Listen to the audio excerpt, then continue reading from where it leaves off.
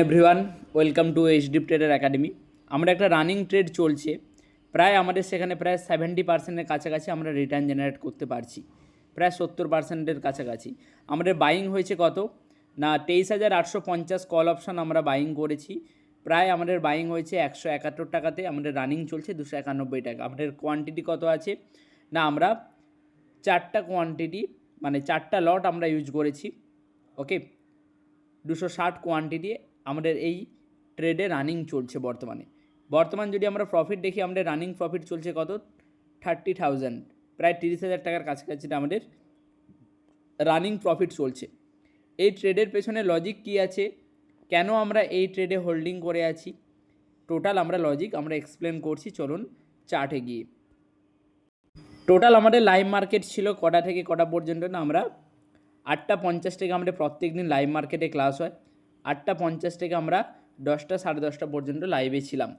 অন্যান্য দিন আমরা 2 থেকে 3 ঘন্টা থাকি, কিন্তু আজকে আমাদের মিটিং থাকার কারণে আমরা 1 ঘন্টা লাইভে ছিলাম এবং লাইভে আমরা ট্রেড ক্যাপচার করেছিলাম। এখন আমাদের যেটা চলছে এটা কল অপশান রানিং সাইডে, আমরা পুট সাইডে একটা ট্রেড ক্যাপচার করেছিলাম, প্রায় আমরা 7,000 টাকার কাছাকাছি আমরা পুট সাইডেও ক্যাপচার করেছিলাম। এই যে এই মুভটা আমরা ক্যাপচার করেছিলাম, এই যে ডাউনে পুরো লাইভে থাকা অবস্থায়।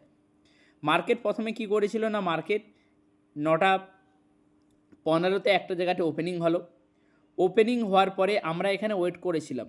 আমরা এখানে কোনো ট্রেডে আমরা এন্ট্রি এখানে কিন্তু করিনি, কোনো এন্ট্রি কিন্তু আমরা করিনি। কেন আমরা এন্ট্রি করিনি? কারণ মার্কেটে আমাদের একটা ডাউন ট্রেন্ড কন্টিনিউ হচ্ছে। আপনারা যদি দেখেন কাল থেকে মার্কেট একটা রানিং ফল করেছে। এবার রানিং ফলে আমরা জাস্ট ওয়েট করেছিলাম।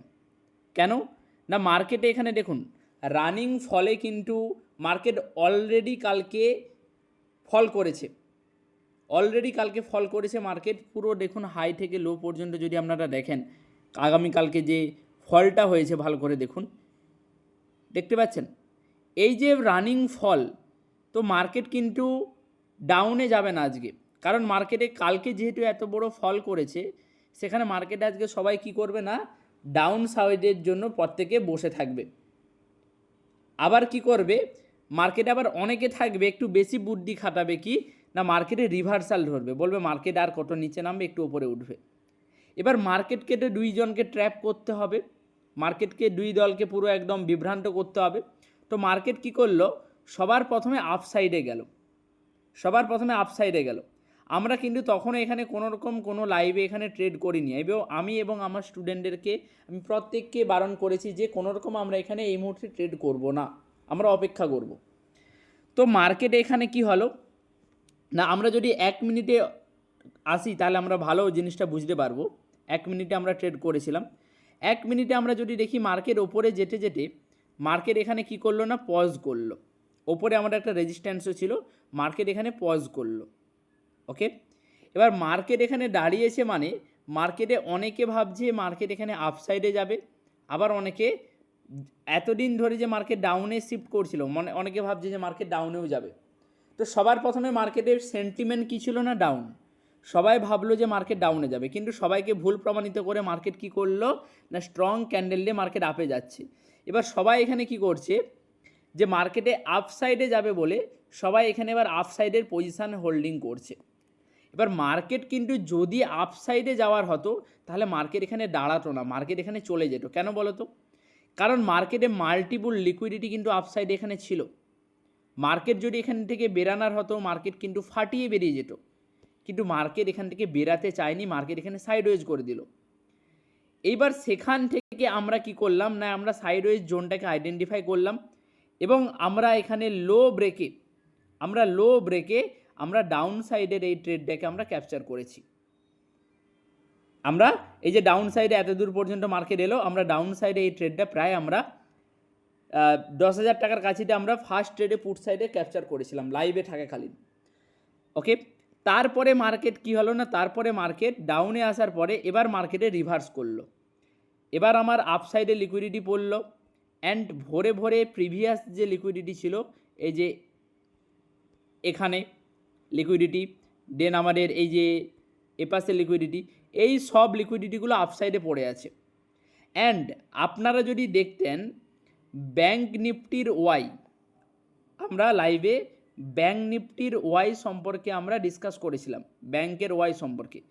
ব্যাঙ্ক নিফটির ওয়াই যদি আমরা দেখছি, মানে যেখানে প্রায় যারা সেলার ছিল তারা তাদের পজিশানকে স্কোয়ার আপ করছিল এবং যারা বায়ার ছিল তারা তাদের পজিশানকে বাড়াচ্ছিল। যারা সেলার ছিল তারা তাদের পজিশানকে স্কোয়ার আপ করে বায়াররা পজিশান বানাচ্ছিল এবং ব্যাঙ্ক নিফটি স্ট্রং হচ্ছিল। নিফটি কিন্তু নিচে নামার চেষ্টা করছিল কিন্তু ব্যাঙ্ক স্ট্রং ছিল। তো আমরা মার্কেটে বলেছিলাম যে ব্যাঙ্ক কিন্তু ফল করবে না, ব্যাঙ্কের কিন্তু আপসাইড পোটেনশিয়াল আছে এবং নিফটি ফিফটিও আমরা স্ট্রং ক্যান্ডেল এখানে দেখলাম, কিন্তু আমরা এসব জায়গাতে কোনোরকম কোনো ট্রেড করিনি। আমি লাইভে বলেছিলাম কত না, আমার 23,850 আমার কল অপশান বাইং হবে যদি মার্কেট আমার এই ওপরে রেজিস্ট্যান্স জোনটাকে ব্রেক করে। কেন রেজিস্ট্যান্স জোন ব্রেক করলে এন্ট্রি করব? যদি আমার এই জোনটা ব্রেক করে, আমি সামনে লিকুইডিটি কোথায় পাচ্ছি, এসএল কোথায় পাচ্ছি, এই যে এই জোনে। এখান থেকে যারা সেলিং করেছিল তাদের এসএল ওপরের দিকে আছে, মার্কেট তাদের এসএল আরামসে হান করবে। আবার অ্যাডের এসএল যদি হান করতে যায়, এর ওপরে দেখুন এরা আছে, এখান থেকে যারা সেলিং করেছিল এই ওপর লেভেল থেকে, এখানে সেলিং হান করতে করতে মার্কেট কিন্তু আপসাইডে ভালো পরিমাণে যাবে। আর যদি আপসাইডে এভাবে এসএল হান করতে করতে যদি মার্কেট আমার 24,000 যে সাইকোলজিক্যাল লেভেল, যদি মার্কেট আমার এই 24,000 সাইকোলজিক্যাল লেভেল ব্রেক করে দিতে পারে, তাহলে মার্কেট আরও উপরে যাবে। তো মার্কেট এসএল হান করতে করতে মার্কেট কি করলো না, আমার যে 24,000 সাইকোলজিক্যাল লেভেল আছে সেই লেভেলটা কিছুটা ব্রেক করে মার্কেট সেখানে পজ করতে লাগলো। যদি মার্কেট ফল করার থাকতো তাহলে আমাদের 24,000 লেভেল থেকে কিন্তু ফল করে যেত, কিন্তু মার্কেট এখানে ফল করতে পারেনি।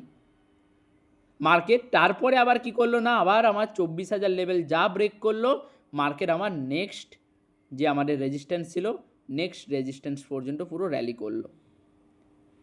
এবার আমরা কেন এখানে এই পজিশানটাকে হোল্ডিং করে বসে আছি?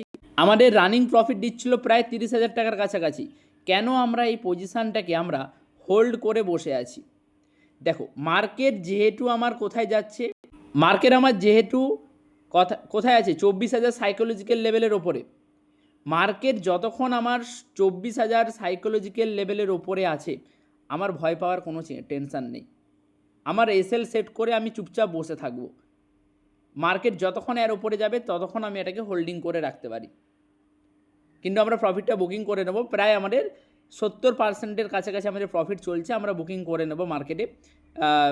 2:30টার সময় বুকিং করব বলে আমরা ভেবেছিলাম, বাট আমরা আরও কিছুটা অপেক্ষা করব, কারণ মার্কেটে এই যে ওপরের যে লিকুইডিটি জোনটা ক্রিয়েট হচ্ছে, এই জোনটাকে ব্রেক করার একটা পোটেনশিয়াল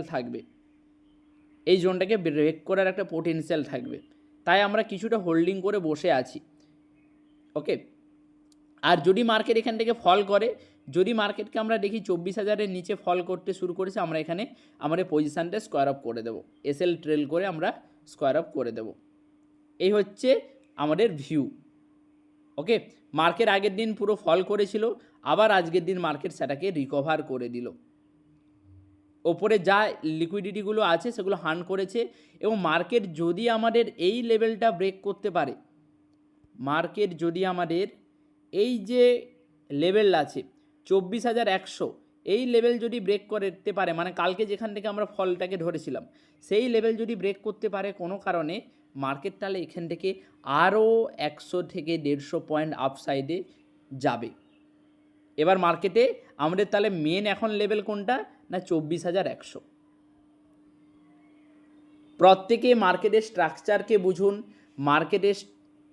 মার্কেটের স্ট্রাকচার যদি বুঝতে পারেন তাহলে এইভাবে বড় প্রফিট করা কোনো ব্যাপার নয়। এমন নয় যে 1 লাখ 2 লাখ টাকা ট্রেডে লেগে আছে। দেখুন জাস্ট এখানে আমাদের বাইং হয়েছে কত টাকাতে না, 44,000 টাকাতে বাইং হয়েছে। ধরে নিন না 45,000 টাকাতে বাইং হয়েছে, 45,000 টাকাতে বাইং করে আমরা 30,000 টাকা প্রফিট পাচ্ছি, রানিং প্রফিট পাচ্ছি 30,000 টাকা।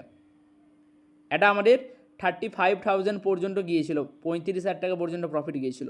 প্রায় 80%-এর কাছাকাছি আমরা প্রফিট বুকিং করতে পারতাম, কিন্তু আমরা এসএল ট্রেল করে কাজ করছি। যতক্ষণ পজিশানটা চলতে দিন। এসএল যদি হান্ট হয় তাহলে আমরা এখান থেকে বেরিয়ে যাব। আমাদের প্রায় 250-এ ট্রেলিং এসএল আছে, বর্তমানে চলছে 268। 18 পয়েন্ট যদি নিচে নামে তাহলে আমাদের 250-এ ট্রেলিং এসএল হিট হয়ে যাবে। ওকে, প্রায় আমরা 20,000 টাকার কাছাকাছি প্রফিটে ক্লোজ করতে পারবো। এই নয় যে বড় প্রফিট করতে গেলে বড় ক্যাপিটালের দরকার, না। তুমি 10-20 হাজার টাকার ক্যাপিটাল দিয়েও তুমি এখানে ট্রেড করে ভালো পরিমাণ তুমি ইনকাম করতে পারবে, যদি তুমি মার্কেটের কনসেপ্টকে ভালো করে রিড করো। যেভাবে আমি বোঝালাম মার্কেটের কনসেপ্ট, মার্কেটের স্ট্রাকচার তোমাকে বুঝতে হবে। ওকে, মার্কেটের প্রত্যেকটা স্ট্র্যাটাজি তোমাকে বুঝতে হবে, কোন পরিস্থিতিতে কোনটা তুমি ট্রাই করবে।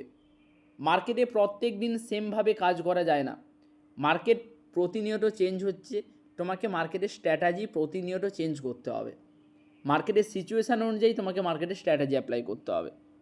ওকে, ভিডিওটা ভালো লাগলে প্রত্যেকে অবশ্যই একটি লাইক করবেন, অবশ্যই চ্যানেলে প্রথম এসে থাকলেন প্রত্যেকে সাবস্ক্রাইব করে রাখবেন এবং প্রত্যেকে ফলো করে রাখবেন। যদি ফেসবুক থেকে দেখেন প্রত্যেকে ফলো করে রাখবেন। প্রত্যেক দিন আমরা লাইভ মার্কেট অ্যানালাইসিস নিয়ে আসব এবং মার্কেটে আমরা কি ট্রেড করলাম, কত লস হলো, কত প্রফিট হলো, এভরিথিং প্রত্যেক দিন আমরা ভিডিও পোস্ট করব। প্রত্যেকে ফলো করে রাখুন। Take care, tata.